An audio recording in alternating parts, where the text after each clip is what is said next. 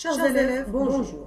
Dans cette vidéo, on va traiter la notion d'une fraction, sans rentrer dans des opérations, afin de consacrer des autres vidéos pour traiter les opérations sur les nombres fractionnaires et également sur le nombre rationnel, parce qu'il n'y a pas une grande danse. Donc avant d'apprendre à bien calculer avec les fractions, il est primordial de comprendre d'abord c'est quoi une fraction et comment écrire une fraction à partir d'une figure. Donc qu'est-ce qu'une fraction? 1 est un nombre entier. Donc, on va prendre un exemple. Ça, c'est un gâteau entier. Donc, on va prendre cet exemple-là, ce gâteau entier comme 1. Ça représente 1. Donc, on va diviser, ou bien partager ce gâteau-là par 4. On a divisé le gâteau par 4. Donc, chaque part, qu'est-ce qu'on va remarquer? Que chaque, voilà, c'est une part, c'est la deuxième, c'est la troisième et c'est la quatrième. On a divisé le gâteau par 4. Donc chaque part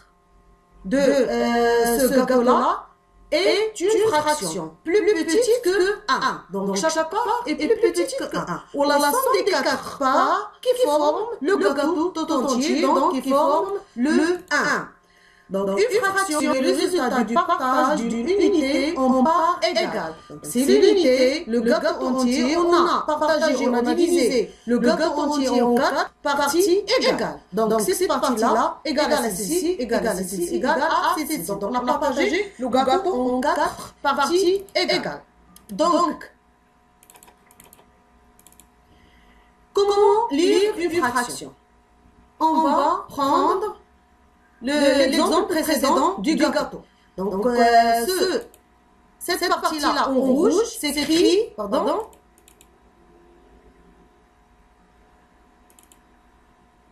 voilà. Cette partie-là en rouge est une fraction. S'écrit 1 sur 4. Donc, comment on peut extraire ça? Elle représente une part, ça c'est le 1 en haut, sur 4 parts égales en bas.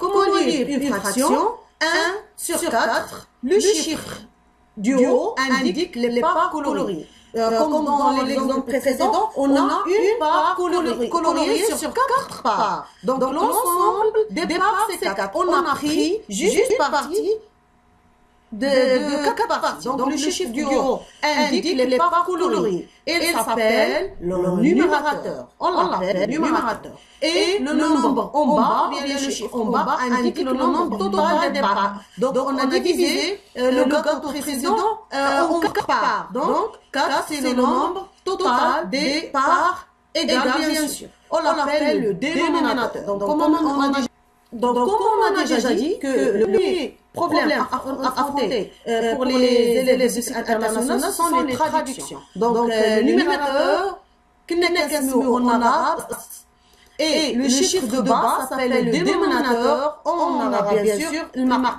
Donc le bas soit le maqam. Les fractions usuelles. 1 sur 2, on sait déjà que 1 sur 2 se dit 1 demi.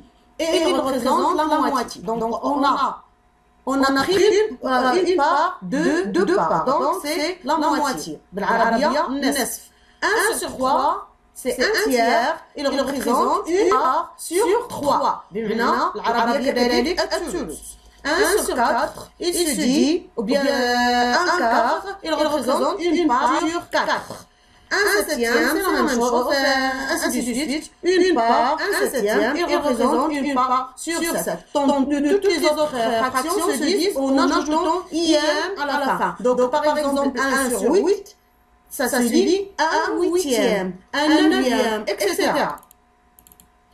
Donc, à vous savoir. Donc, essayez au mieux travailler cette activité-là à l'aide des ardoises ou bien à l'aide d'un bout de papier. Donc, à vous de deviner à quelle fraction correspond chacun des dessins suivants. Règle du jeu. Premièrement, le dessin s'affiche. Deuxièmement, vous écrivez la fraction correspondante sur votre ardoise ou bien votre papier. Vous vous posez les feutres et on vérifie la correction. Donc, on prend la première figure. Ça, c'est la première figure. Donc, essayez de répondre dans votre papier. Donc, quelle est la fraction représentée par la zone colorée? Donc, on corrige. On a quoi? On a une part colorée. Sur le total, on a 1, 2, 3. Donc, on a une part colorée. C'est celle-ci du total qui est une part, 2 parts, 3. Donc, le résultat est 1 sur 3. Donc, une partie colorée sur 3 parts. Il y a une part colorée en haut, ça c'est le 1, sur un 3, un total de 3 parts égales, en bas. Ça, c'est pour le premier exemple. Le deuxième exemple, quelle fraction est représentée? On va procéder de la même façon. On va calculer le nombre de parties colorées. On a une part, 2 parts, 3 parts, 4 parts. Donc, on a 4 parts colorées. Le nombre total, on a le nombre total des parties. On a une partie, 2, 3, 4, 5, 6, 7. Donc, on a coloré 4 parts.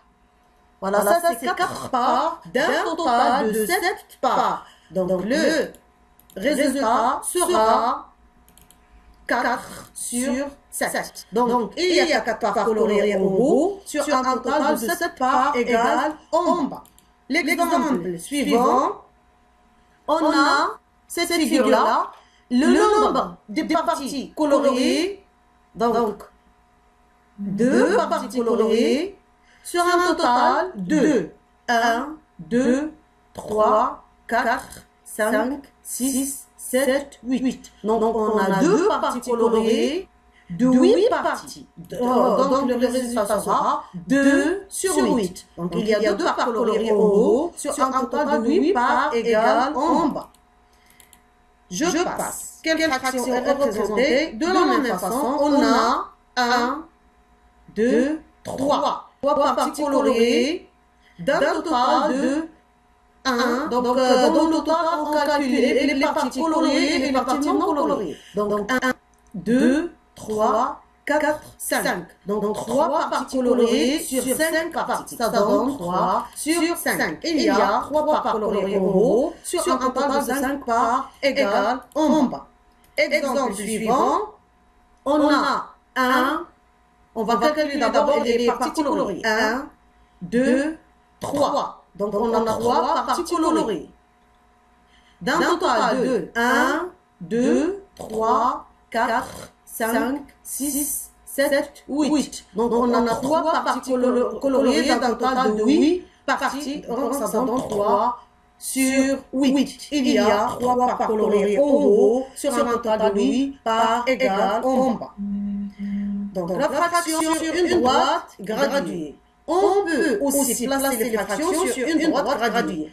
Et ça, c'est très essentiel dans la représentation. Donc, on a ici une partie d'une droite graduée. Donc, on a le 0 et le 1. Entre le 0 et le 1, vous remarquez qu'on a divisé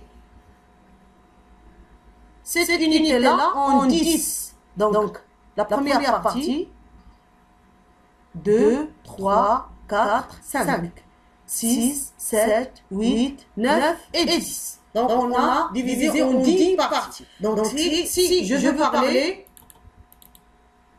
voilà ça, une unité entière, l'unité est partagée en 10 parts égale, ce qu'on a déjà dit, les fractions seront donc sur 10. Donc, le nombre total, c'est 10. Donc, on aura dans le dénominateur 10. Voilà.